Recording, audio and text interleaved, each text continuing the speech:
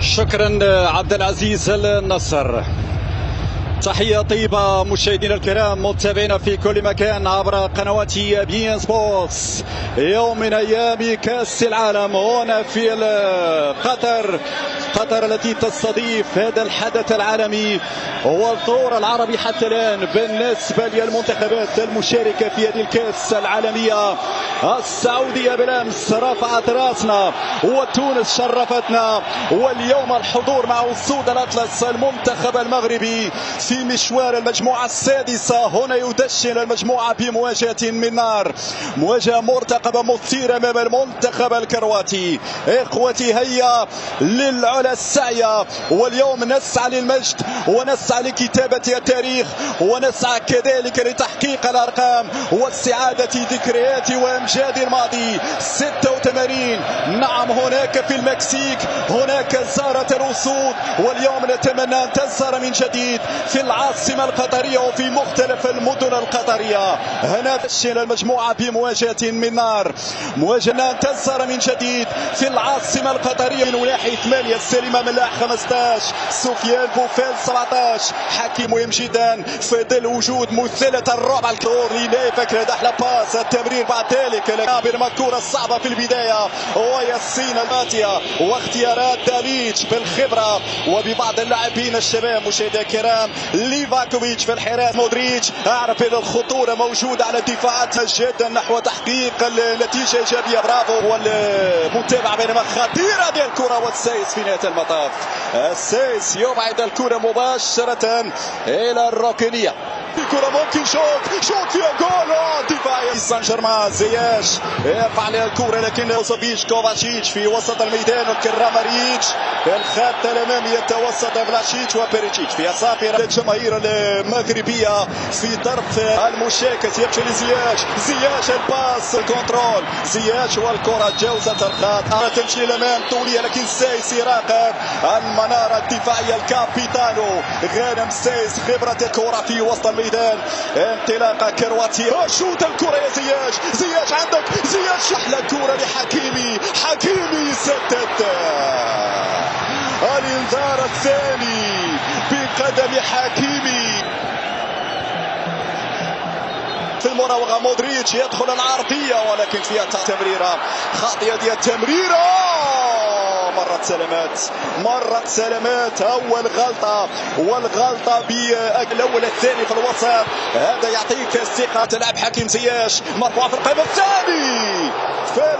الثاني. هنا نقصة الراسية، وين الراسية يوسف ينسالي، ونحاول نتكل الكرة في مناطق المنتخب الكرواتي. في الجول شوت سدد سهلة كرات أحلى لمحات ولمسات. هنا في صافرة وتعطى الأفضلية للمنتخب المغربي.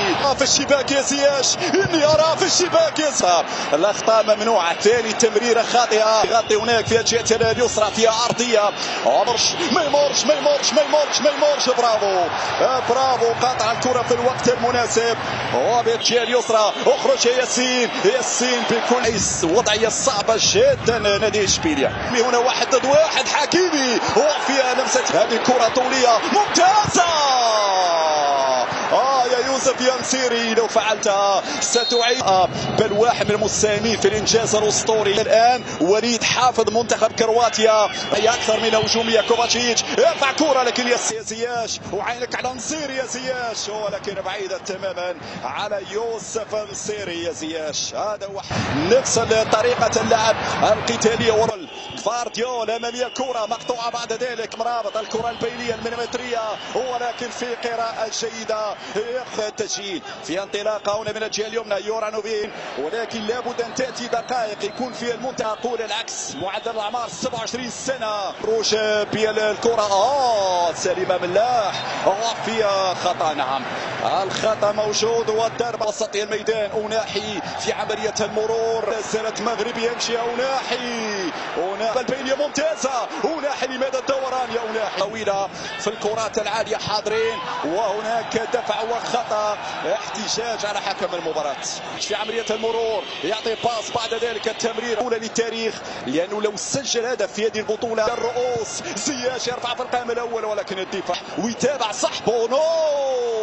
ممتاز بونو، التايمينغ في الخروج ممتاز، الخروج في الوقت المناسب لكرام. هذا هو بونو لما يتعملق، هذا هو مودريتش، وان شاء الله ما فيش يا مودريتش. سوزا وبونو، يا بونو يا رشيتش، الكرة البينية أناحي، امشي يا أناحي، طلع كرة خطيرة، أول تسديد دائما، ويلعب كذلك أدوار على مستوى، وهذا ما يعجبني في زياش، المساندة الدفاعية. وسفيان بوفال، يلا يا بوفال، 1 ضد 1 يحاول المرور، كان ممكن يمرر. حمد الله ينتظر ويناشد وليد الغريقي في الشوط الثاني. هجوميا نتكلم، ولا ثلاث مغربية مصراوي، ليفاكوفيتش، والاسم واحد المغرب عاليا بينما الظهر كما هو معهود في الجهة اليسرى. وهذه خطيرة، عرضية، طلع الكرة، طلع كرة ممتاز حكيمي في الرجوع. وبقية الأسماء والنجوم مرور، كان المزراوي بدنيا قادر أنه يكمل. يا بونو خطيرة، مرابط، كمية صعبة هذه الهجمة، كمية صعبة هذه. خلوا مودريتش، أعطوه المساحة مودريتش، ولكن نقلة ناحية مرابط، رجعت بعد ذلك. هنا ناخذ حذرنا ياسين زياش، حكيمي سدد،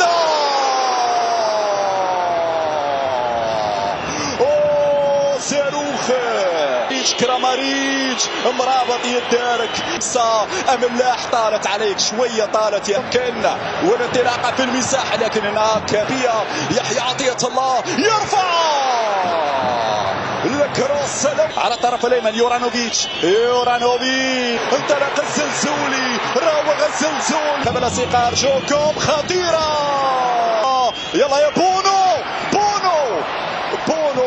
بقي على الخط، ونايف اكرد يسترافد بونو، هنا العرضيه، بونو ممتاز، يحيى بونو، وسط الكره العرضيه، لا احد، خذ وقتك يا يحيى، الى عاصمه النور، هناك نور، يرفع بونو، كوتك يا بونو، مره الكروات يتقدمون، الكروات في لحظه.